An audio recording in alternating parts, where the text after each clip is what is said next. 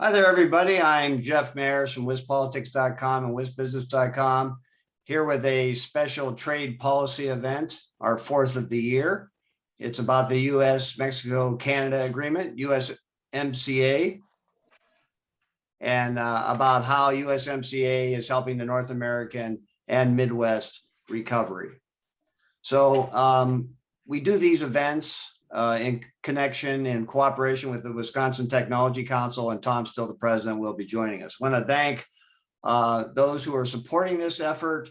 The government of Canada is supporting this effort today, and the whole series is being supported by Michael Best Strategies and the Wisconsin District Export Council. We also have partners in this series of trade policy events: the International Practice section of the State Bar, the Center for East Asian Studies at the University of Wisconsin-Madison, the World Trade Association, which is part of MMAC, and MITA, the Madison International Trade Association. So thanks to all our sponsors, partners, supporters, as we go on exploring these big issues in trade policy. So I want to welcome our panelists today who are going to join us for this effort.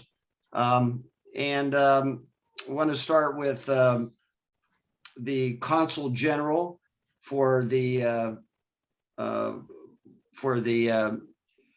country of Canada in Chicago, and that's Annable. So welcome, Annable. He's the Consul General in Chicago. We also have Julian Adem. He's the Consul General for Mexico at the Consulate in Milwaukee. Welcome, Mr. Adem. And then we have Stanley Frank. He is with the Wisconsin Economic Development Corporation, WEDC. So welcome, gentlemen. So let's just start with Mr. Annable answering the title question.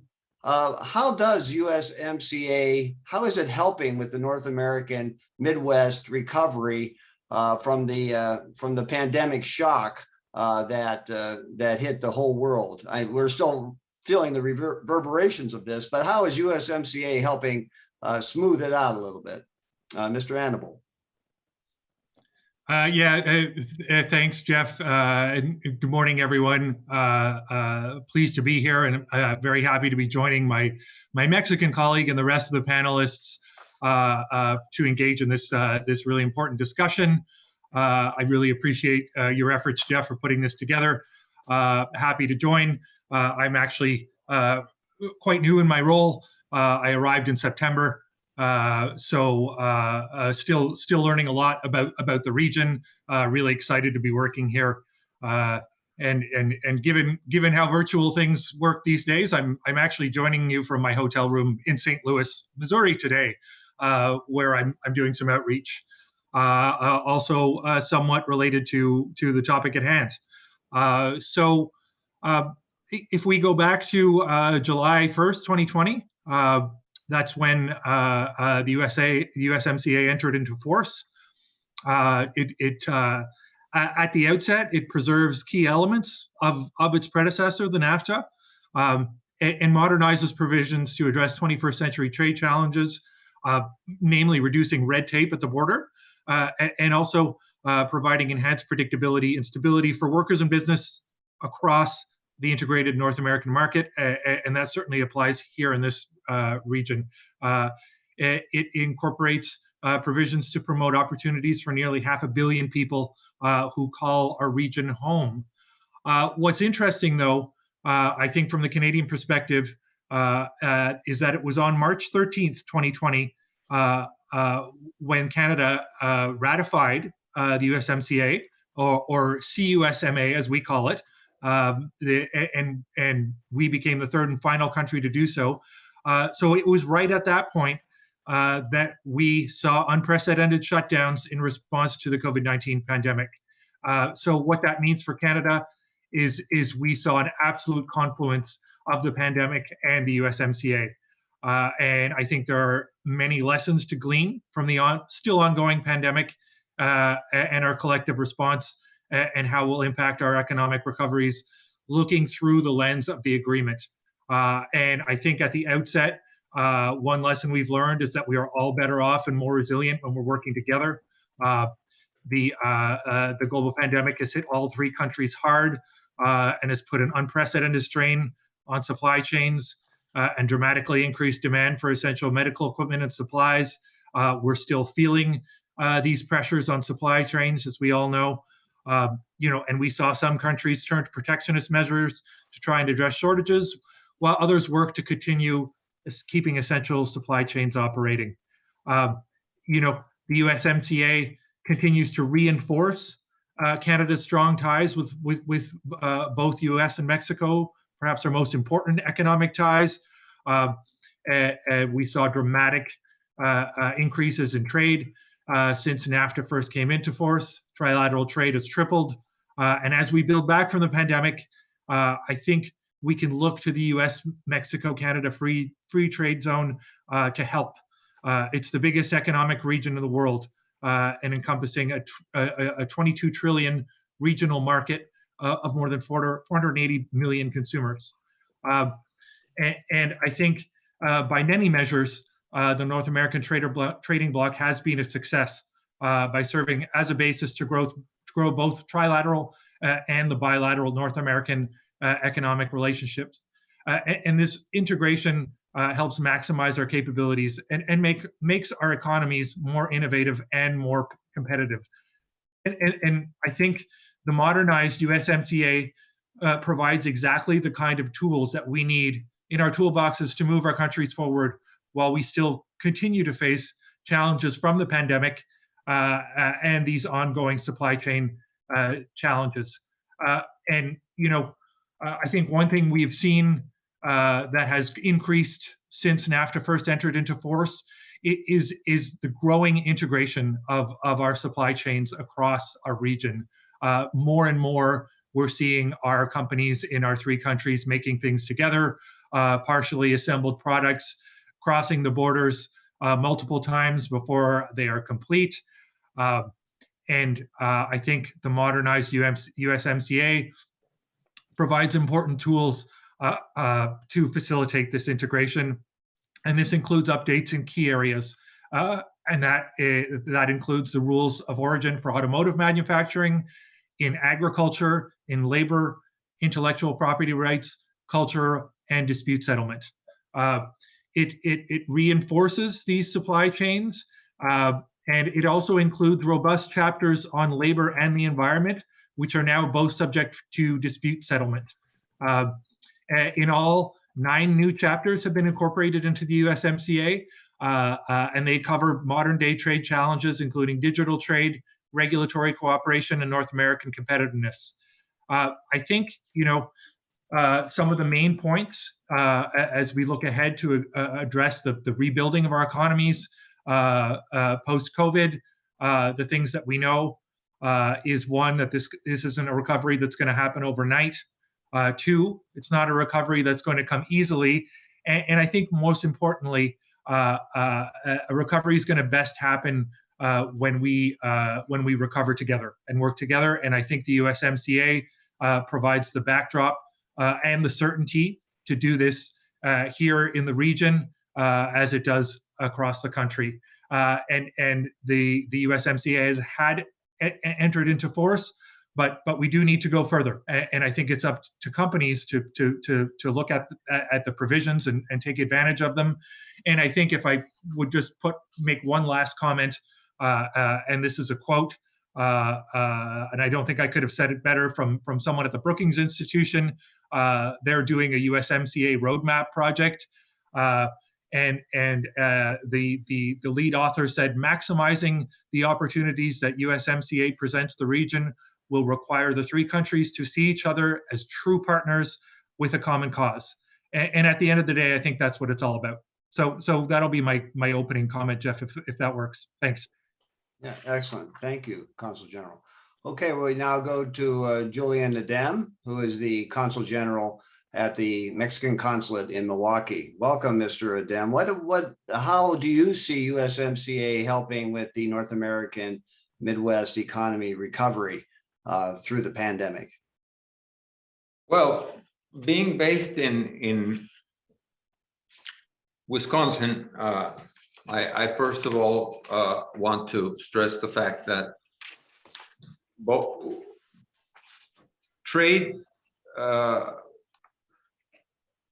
exports to Canada and Mexico from Wisconsin, as last registered by the U.S. government, were 10.5 billion. So we see that of these, 7 billion are geared towards Canada, and 3.5 billion at least of Wisconsin's exports are geared towards Mexico. This is a result of a six-fold increase since 1994, when the first NAFTA was signed, and this data is dated 2019. So we think that once with the new trade agreement in force, that we'll continue to see these rates of increased trade. Why? Because, as Consul General mentioned, this one is an innovative, has a lot of innovation, the new agreement, as regards, for instance, goods market access. There are new commitments for markets access that address non-tariff barriers related to trade in remanufactured goods, import licensing, and export licensing.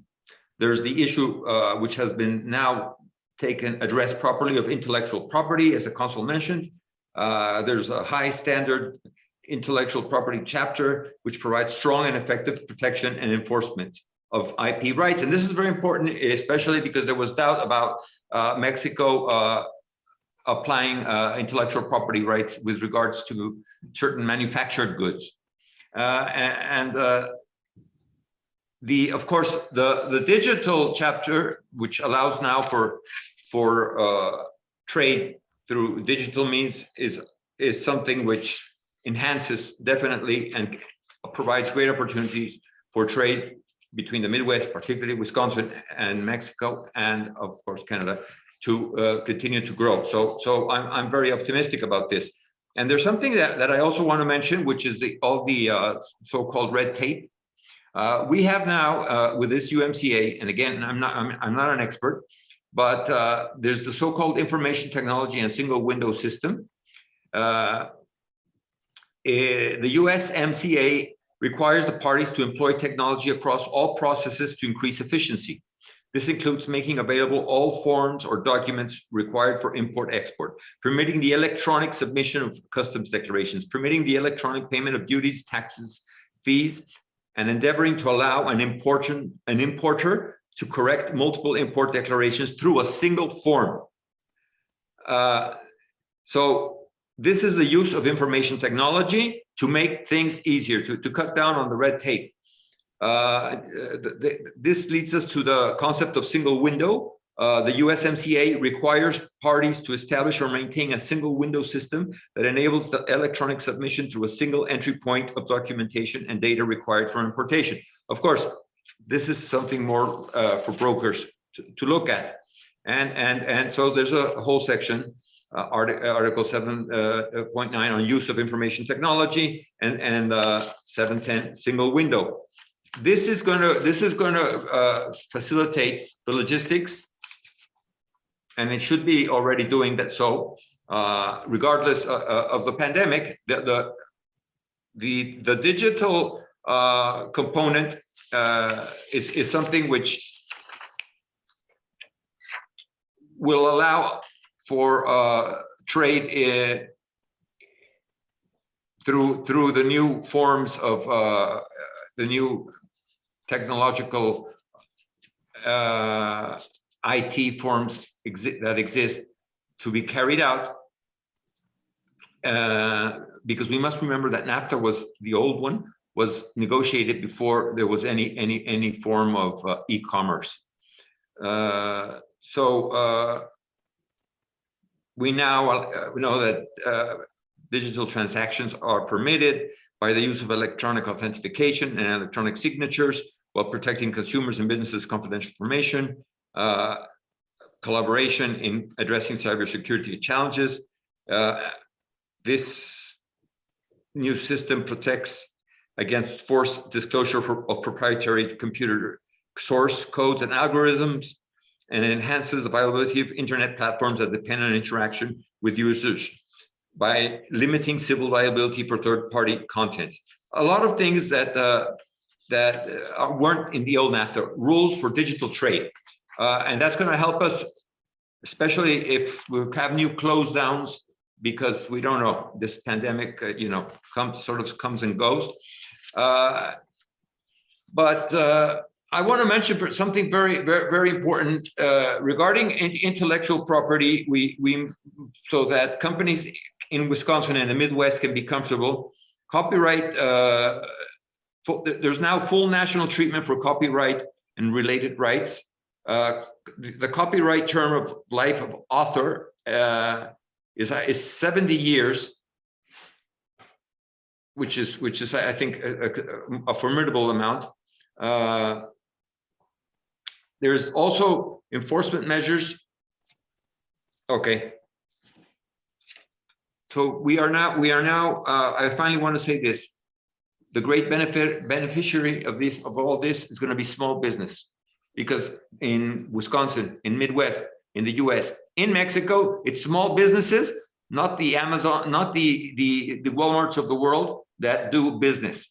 In Mexico, 94% of all companies are small businesses, and those will now be able to be inserted better into the USMCA as the provisions establish, and they have more guarantees to trade. And so will your counterparts in the United States now have more opportunity, either through digital with protection of intellectual properties, etc., and through the single window. Small companies, which are I would call the backbone of our three countries. So I look at it this way: we're benefiting all businesses out there, not just those big corporations that we know, General Motors, producing one part here, one part there, one part there. That's great. We want the small companies that that might manufacture just the screws that go in one part of the automobile. We want, those small shops, machine shops, that to get integrated into the region, in a regional economy. So that would be my conclusion. The small businesses, through simplified logistics with digital trade and a single window, it offers a lot. And of course, to conclude, in the dairy sector, which for Mexico it's not that important, because your main in Midwest and Wisconsin, dairy, as I understand it, the issue was with Canada, but at the same time, Mexico welcomes dairy products, and these can now flow to Mexico in a simplified manner through the agricultural provisions, which I can't get into right now. But there's unprecedented market access for U.S. dairy farmers. I know that there is in Canada, but in Mexico, we're also open for business. So thank you very much.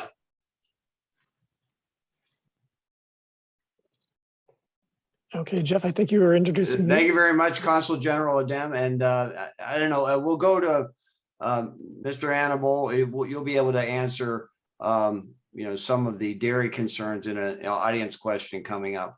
But I want to go now to Stanley Frank. He's a Senior Market Development Director at the Wisconsin Economic Development Corporation. Welcome, Stanley, and tell us how, from your view, how Wisconsin and USMCA helps the Wisconsin economy recover from the pandemic. Okay, thank you, Jeff, for the invitation to be with the group today. And it's a real honor to share the panel with the consuls general from our northern and southern neighbors. I've been in trade promotion with the state of Wisconsin for umpteen years, when we were Department of Development, becoming Department of Commerce, and now Wisconsin Economic Development Corporation. And all those years talking about trade, we always emphasized the great benefit that if you're exporting, you're getting exposed to two different markets, and you've got that potential that if one market is going down, you've got another market in another part of the world that's going up. If the domestic market is going down, you've got the international markets.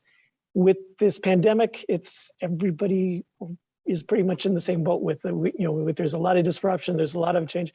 It's becoming a little more difficult to find the right market, but it still makes great sense to for Wisconsin firms to be exporting and building their markets in different parts of the world. At this time when there is so much disruption, there's going to be changes happening in different markets. Some players may disappear, some new players with some novel technology may be popping up.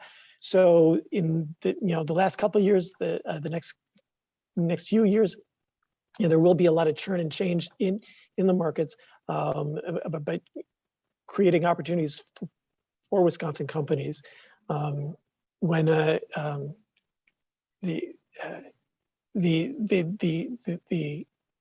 kind of businesses that are succeeding are the ones that are nimble, that are looking at new opportunities, maybe taking some time to do a little planning, to do their research, and moving forward.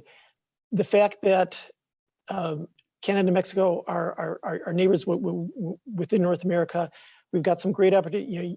Things can be put on trucks or trains and shipped north and south, not running into some of those same supply chain problems where the ships are offshore at LA or in Norfolk or even Prince Rupert and waiting to be unloaded. Being able to work with the customers or suppliers here in North America for parts and components that may go into a Wisconsin product, or Wisconsin parts and components that are going into another product that's being produced in Mexico or Canada. It's going to make it a lot easier for Wisconsin companies. And while there will be disruption and there will be change, maybe there's going to be a little bit less when you're dealing with closer neighbors, and being able to build new trading relationships. And I think for opening statements, I'll leave it at that. Other than also just add that the Wisconsin Economic Development Corporation is there to be able to assist Wisconsin companies as they're in that process of trying to find new markets in North America and in other parts of the world.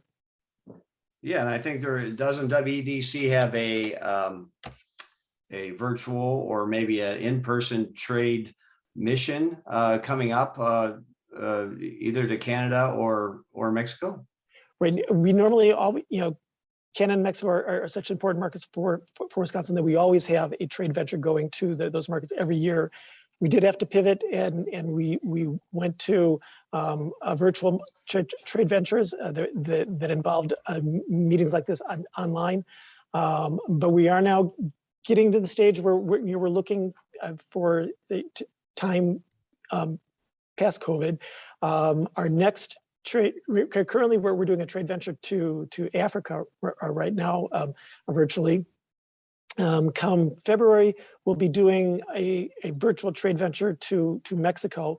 Still feel with time to plan, it's still going to need to require to be a virtual one.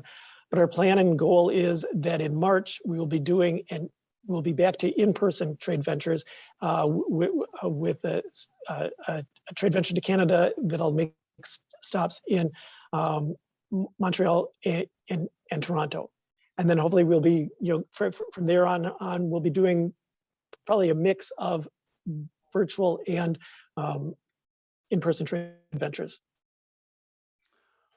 Okay, well, thank you very much, Stanley. I'm going to ask a follow-up question, a couple follow-up questions here before we go to Tom Still with the Wisconsin Technology Council. You mentioned this, Consul General Adem, about agriculture, and Wisconsin exports are so, a lot of them are based in the agriculture commodity realm, and I'm just wondering, how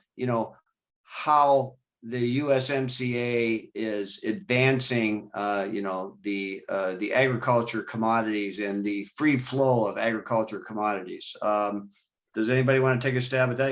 You want to try that first, Consul General Annable? Yeah, sure, Jeff. Happy to address that one from Canada's perspective, and I think Consul General Adem rightly pointed out, dairy between Canada and the U.S. is definitely a sector with some sensitivities, and one that honestly required a lot of work through the USMCA negotiations, definitely. But I think where we ended up, the agriculture chapter now includes some ambitious obligations for agriculture biotechnology. And I think, at the end of the day, Canada did make some important concessions, I think, as far as the United States dairy is concerned.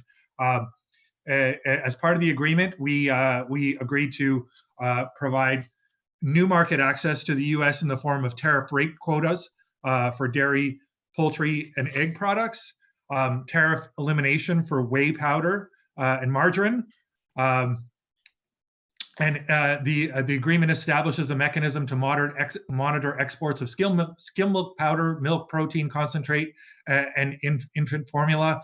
Above an agreed threshold, these projects will be subject to some surcharges. And last point here on agriculture, which I think is really important in terms of the amount of cross-border trade. The agreement allows U.S.-grown wheat of varieties registered in Canada to receive an official Canadian grain grade. So yeah, I think again, there was a lot of work in that area with dairy between Canada and the U.S. But I think from our perspective, we did make some important concessions that will provide new opportunities for U.S. producers.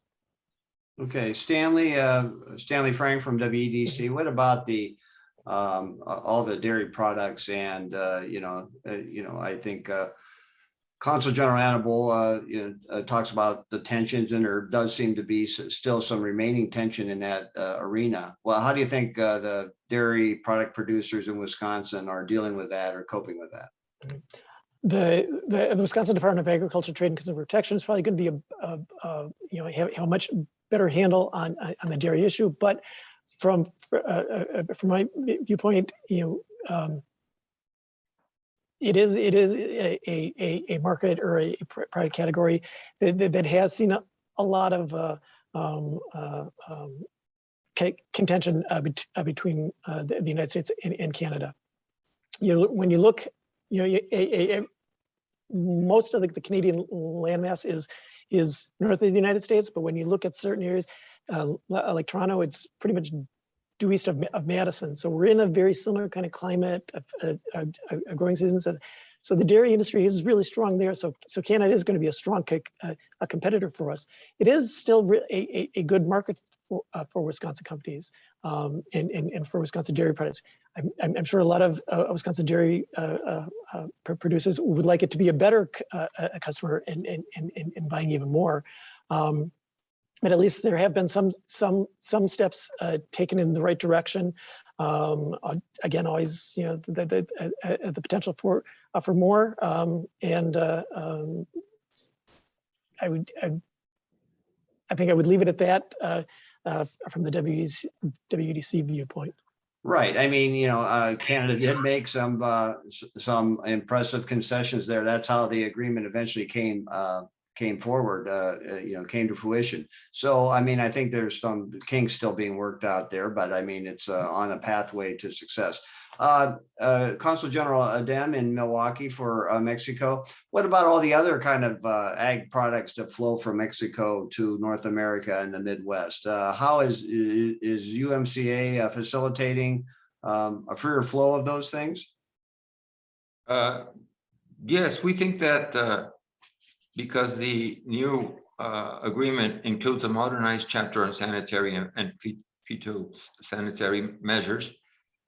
This establishes new and enforceable rules to ensure that said measures are science-based and developed and implemented in a transparent and non-discriminatory manner. So we won't have issues like we had in the past with, remember, with avocados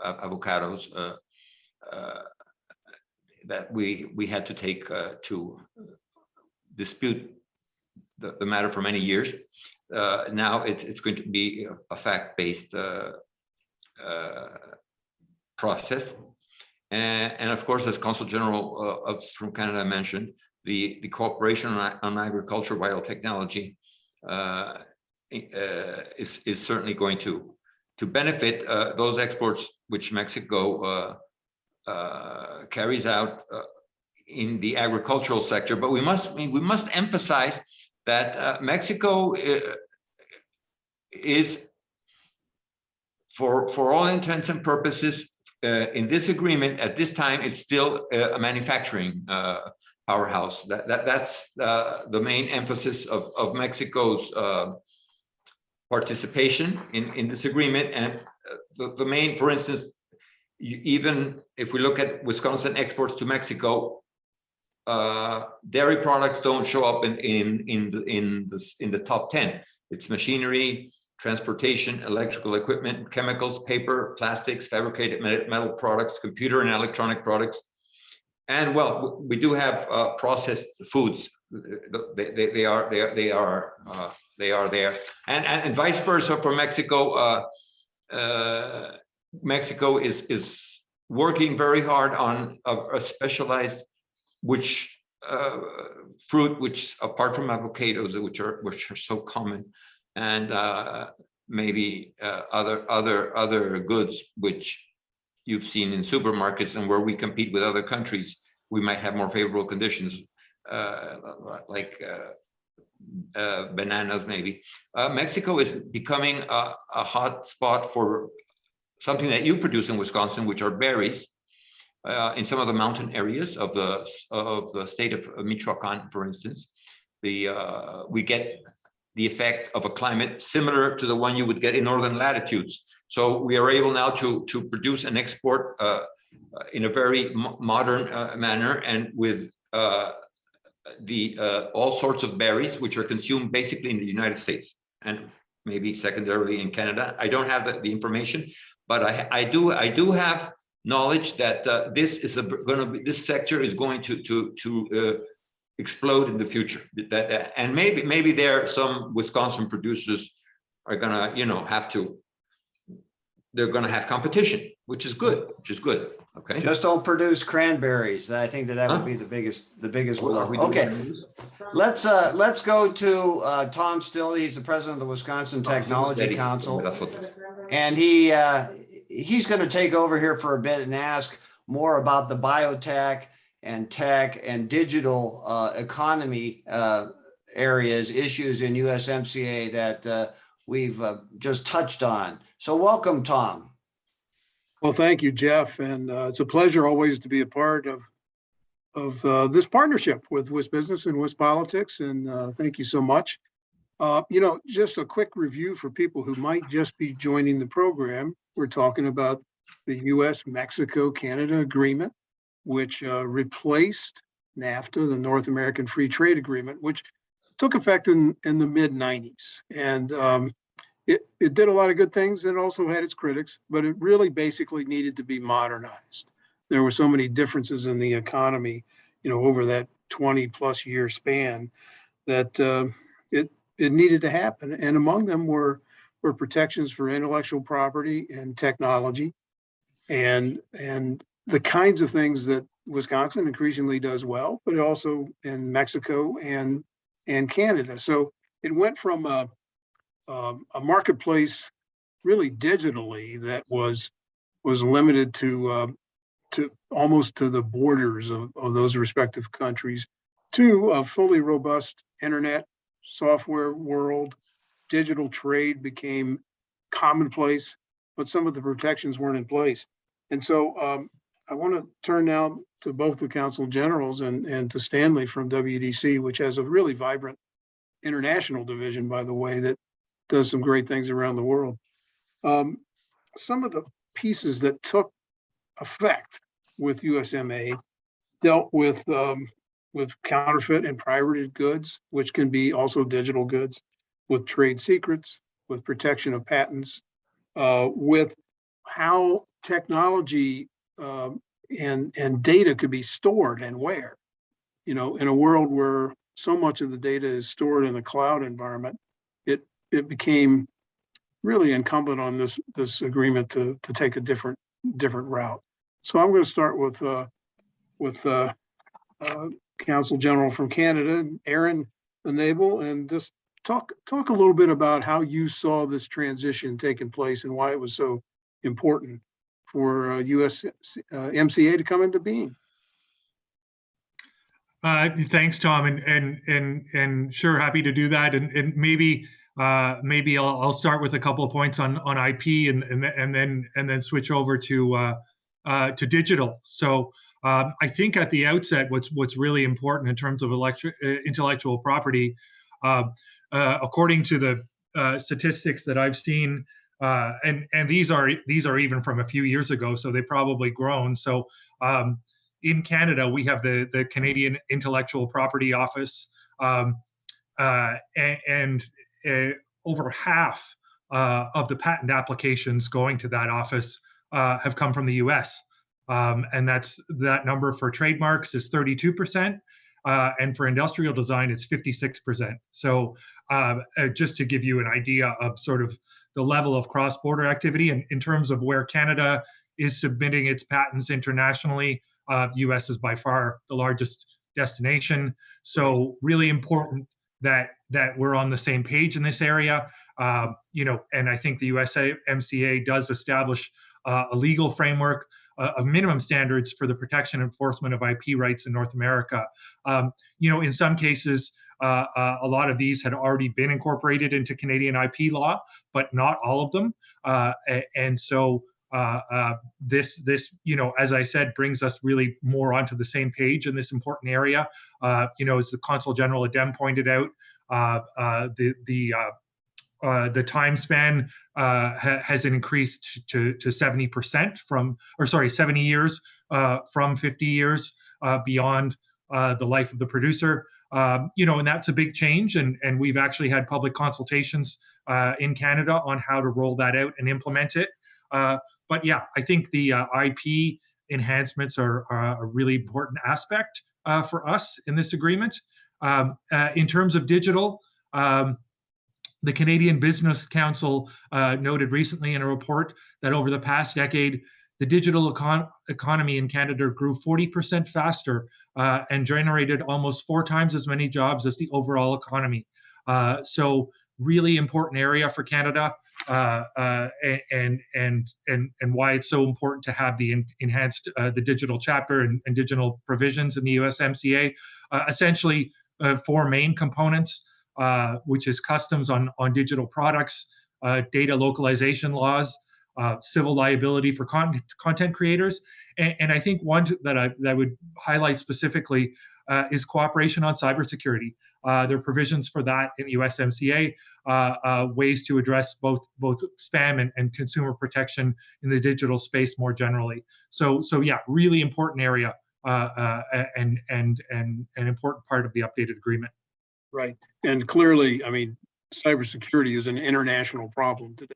I mean, it's not likely to be solved by any one country, and so it's important that they all work together. By the way, our Wisconsin Technology Council is part of a larger group called the Tech Councils of North America, which actually includes every province in Canada, so that's worth noting. You know, there are so many things about the agreement that are new, but I mean, there's a prohibition on customs duties. It ensures that data can be transferred and stored across borders, which was something of a problem in the past. It makes digital transactions a lot faster. So many things that are essentially new to that, but important. And I'm going to get to Consul General Adem on this because he mentioned small business. This is really important to businesses that sometimes don't have the deep pockets to fight intellectual property challenges. So Consul General Adem, can you take it from there and talk about how some of these digital chapters within USMCA are helping from what you see in your perspective? Well, I want to mention that this new agreement has pushed the Mexican Senate and House of Representatives to enforce a stricter framework regarding intellectual property and digital issues regarding the digital economy, as well as some others. But in particular, this ties in with Mexico's emphasis and the current administration in helping small and what we call micro businesses, not just in the Mexican market, but at the international level. Because we admit that for many years,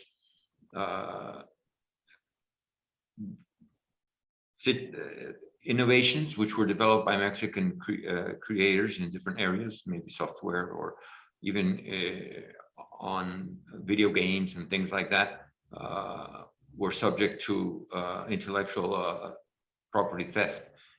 And this agreement has allowed our country to strengthen its laws, and also at the same time allow any U.S. companies or small businesses to feel comfortable in the Mexican market, where we're now establishing the laws and guidelines which Consul General Annable has already mentioned. Again, I want to stress that if we're going to achieve what some people call an economy, the so-called fourth technological The fourth industrial revolution. Yes. Yeah, the fourth industrial revolution. Mm-hmm. Although it's not industrial. Okay. Mm-hmm. Mexico is going to be vital because of its human capital and the humans and the infrastructure that it has for innovation and technology that companies can set up shop in our country. We have a very young labor force to develop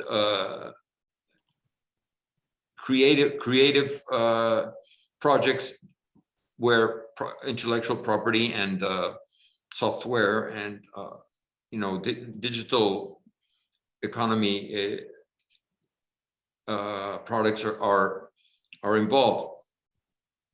So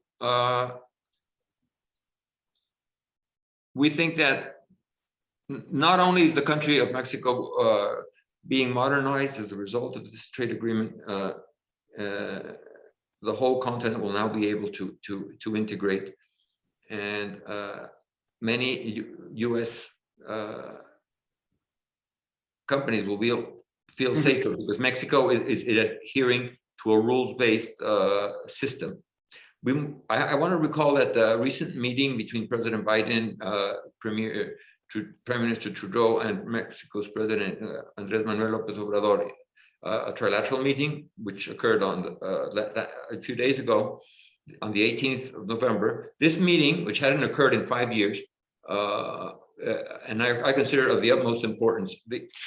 Our president, he mentioned that this the closeness between the three countries through the USMCA, he openly said it's a bulwark against the China-based trade system, which tends to dominate a lot of our manufacturing and production. So we also have to look at it that way. I think that by Mexico adhering to all these new 21st century rules and regulations, which maybe your countries already had, will be one step further ahead and Yes. more integrated. And that's what I see as the benefit. And you'll feel safer, more comfortable doing business down there. And gradually, the issue of all these companies going to China will fade away. We can consolidate we can truly consolidate the unified North American market. Yes, indeed. I think this agreement should raise the comfort level for companies of all sizes. Yeah. In all three of the nations that are participating. And, you know, as you look, it was alluded to earlier, but really about half of Wisconsin's total exports in any given year, or nearly half, are concentrated in Canada and Mexico. Yes. And so they're the number one and number two trading partners in all things. And included in that are a lot of tech-based goods. And I think both council generals have alluded to that. I mean, electric equipment, electronic equipment, and other industrial equipment, medical equipment, software. There's a lot that goes across all the borders. And you just touched on something, Consul General Adem, workforce. Mexico is a relatively young country in terms of its demographics. Yes. Canada has done some things to really open up its tech-based workforce. Some interesting pieces in terms of immigration and making sure that people can come into Canada. How do you think that's going to? And I'll start with you, Consul General Adem. How do you think that availability of a more skilled tech-based workforce is going to help draw business into Mexico, and vice versa, help connect Mexico companies with those in Canada and the United States? Well, we must also be aware that independent of this agreement, Mexico, since 2013 at least, has had a system by which university students obtain scholarships to improve their knowledge of English, and those who are working in the technological sector, so that they can go back to Mexico and work in when they finish their degrees in a tech-based field, can go back to Mexico and work in transnational companies, possibly based out of Canada or the United States. The challenge is to continue this parallel, let's say, activity and cooperation in the educational sector, and with the support of private funds.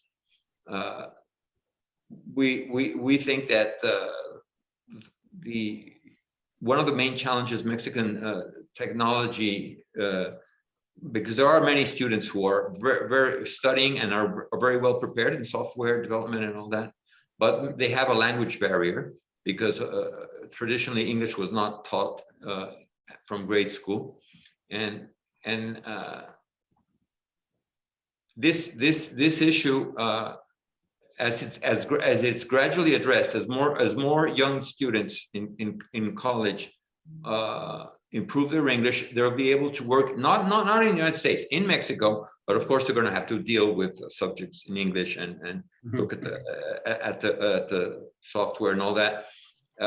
So that the potential for your companies is going to be enormous, as it was in other countries, maybe in East Asia, where they overcame the language barrier to a certain extent.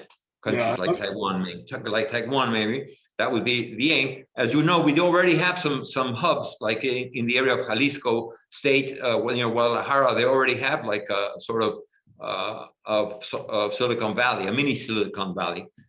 Mexico, its economy is developed based on the hub system. We have a hub we have several automobile industry hubs, and which goes back more than 25 years, of course.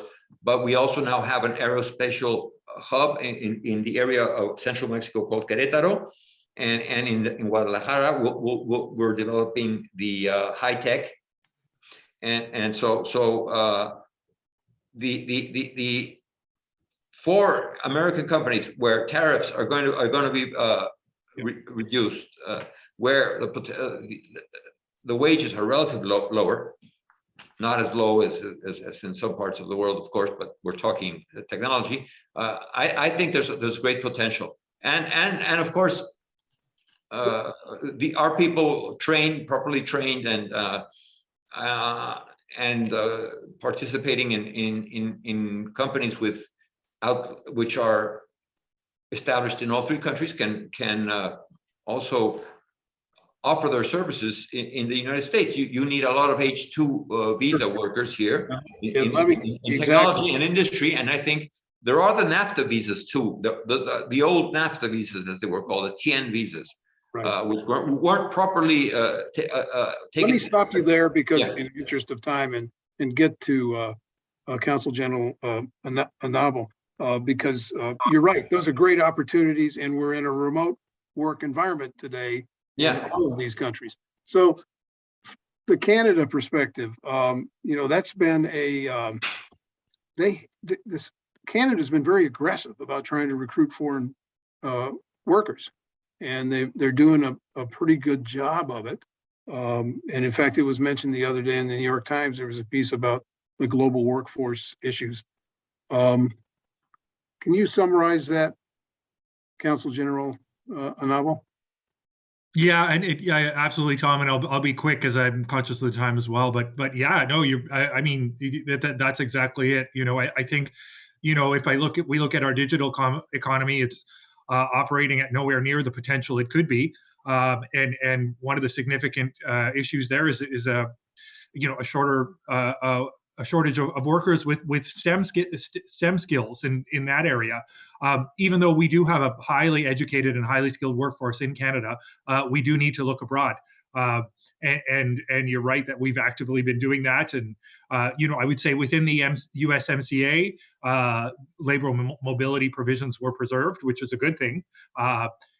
Could we have gone further? Perhaps, but at least we've preserved what was there. But even outside of that, I mean, you may have seen in recent years, there have been actually billboards in Silicon Valley promoting workers down there to come work in Vancouver, and we've actually spawned quite a tech community in Vancouver. Of there are differences in visas in Canada and the system for being able to work in Canada, and yeah, we absolutely need this, and we'll continue to foster a skilled workforce at home, but looking abroad as well, of course. Yeah, and some pathways to citizenship as well, I know, so that's important. Jeff, I want to turn it back to you in a second, but a quick word from Stanley. As you know from your work in WDC, there are a lot of tech sectors embodied in Wisconsin. There's biotechnology, there's medical devices, medical imaging, there's software, there's gaming. I mean, it really cuts across the gamut. Are you seeing or hearing from companies here who are showing some interest in more work in Canada and Mexico? Right. We've had a couple companies that have gone on some of our trade ventures. They're very small operations right now, but hoping to grow. They do face some of the different challenges. I think we're a little more used to dealing with somebody who's got a physical product that they need to package up and ship and has to cross the border and deal with paperwork and customs. So there are some other issues that some of the tech companies do have to face, and we're learning more about them. We're applying some assistance with them.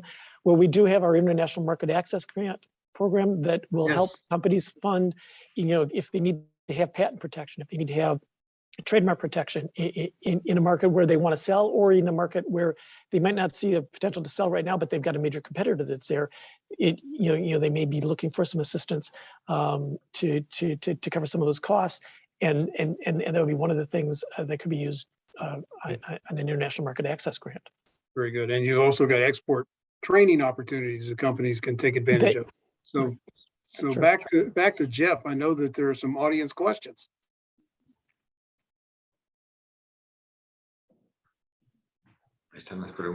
Here we go. Thanks, Tom. And for the audience, if you have questions, specific questions, this is highly detailed document. If you have specific questions for any of our panelists or for Tom Still, you can route them through me. You can just email me at mayers, M-A-Y-E-R-S, at wispolitics.com, and I'll route them to the right place and I'll get back to you. Now, each of the panelists has a very robust social media platforms too. So you can check out WEDC's platforms, the Mexican Consulate's platforms, and as well as the Canadian Consulate platform. So here's a question from an audience member that it pertains to a topic we haven't talked that much about, a little bit about the auto industry. You know, Wisconsin, the US, and Mexico and Canada have, you know, a lot of history with the auto industry. Wisconsin doesn't have GM or AMC or Chrysler anymore, but certainly there's a lot of auto parts manufacturers still here. And, you know, as we move to electric vehicles, you know, there's a lot of provisions that are causing some angst, I think. And this questioner asks, notes that the Biden Build Back Better Act, which is pending in the U.S. Senate, has electric vehicles a $4,500 tax credit if the vehicle is assembled in the U.S. with union labor. So this questioner wonders how your two countries react to that potential provision going through through Congress. We want to start with Consul General Annable for Canada. Yeah, thanks, Jeff, and you've raised what I think is probably the biggest bilateral issue for us right now. Are these electric vehicle tax credits that are proposed in the Build Back Better legislation? First of all, out of the gate, in terms of how they are proposed right now, we view them as inconsistent with the USMCA, full stop. And really a step back from all of the hard work we've done to advance our integration and achieve this win-win-win agreement. You know, and we share the vehicle electrification objectives of the U.S., but don't see this as the way to achieve them. And what it'll amount to for us is essentially a 34% surcharge on vehicles coming from Canada, which will have dramatic impacts. The Prime Minister has raised this with the President when he was in town for the Leaders Summit. I believe it was discussed trilaterally as well. We're raising it on the Hill with everyone who will listen. It's really a very serious issue for us. And for us, the auto sector is probably the shining example of an integrated sector that's worked well together and grown over a century. And you know, on average, Canadian vehicles contain 50% U.S. parts. So you know, and we're the largest buyer of U.S. vehicles. So yeah, we have serious concerns, and we're continuing to raise this and hoping for a solution. Okay, Julian Adem, the Consul General for Mexico in Milwaukee. What's Mexico's point of view on this proposal in the Build Back Better plan? I couldn't agree more with Consul Annable. Mexico considers that this proposal, if it's approved finally, is inconsistent with the United States-Mexico Canada agreement, as was stated in a press release by the Mexican trade minister. We would do all that is at our that is within our scope to avoid this being approved, even having to go through dispute mechanisms.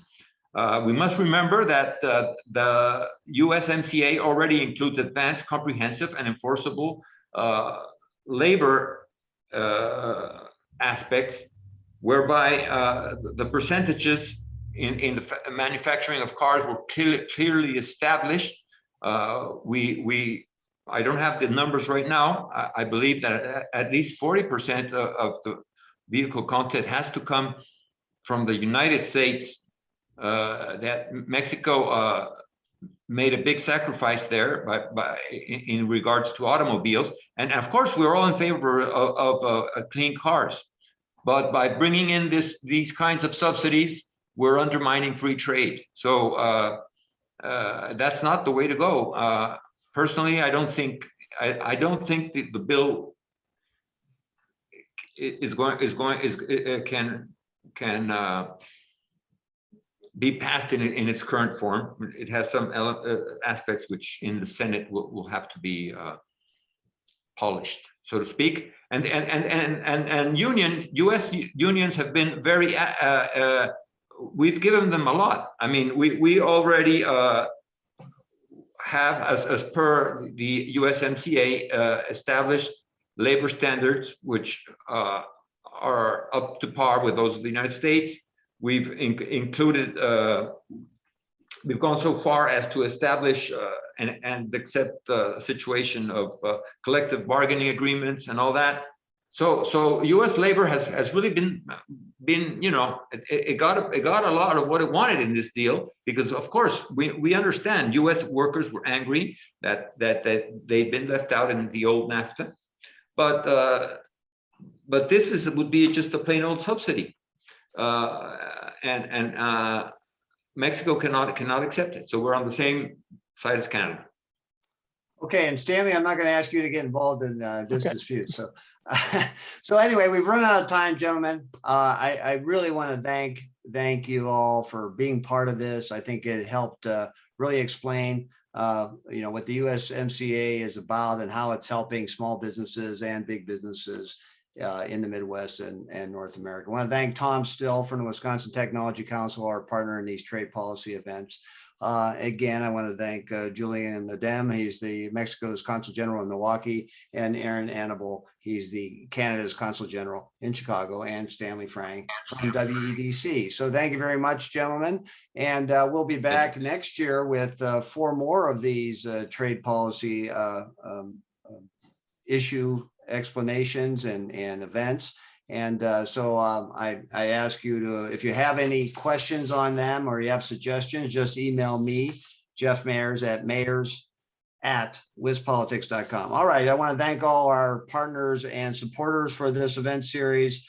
Want to thank the Wisconsin Technology Council, of course, the Wisconsin District Export Council, Michael Best Strategies, and the Government of Canada, as well as the Center for East Asian Studies at UW-Madison, the World Trade Association at MMAC in Milwaukee, and the Madison International Trade Association, as well as the International Practice Section of the State Bar of Wisconsin. So that's all for today. Thank you, everybody, for tuning in. Thank you. And this has been Jeff Mayers with WisPolitics.com and WisBusiness, signing off, and happy holidays to everybody.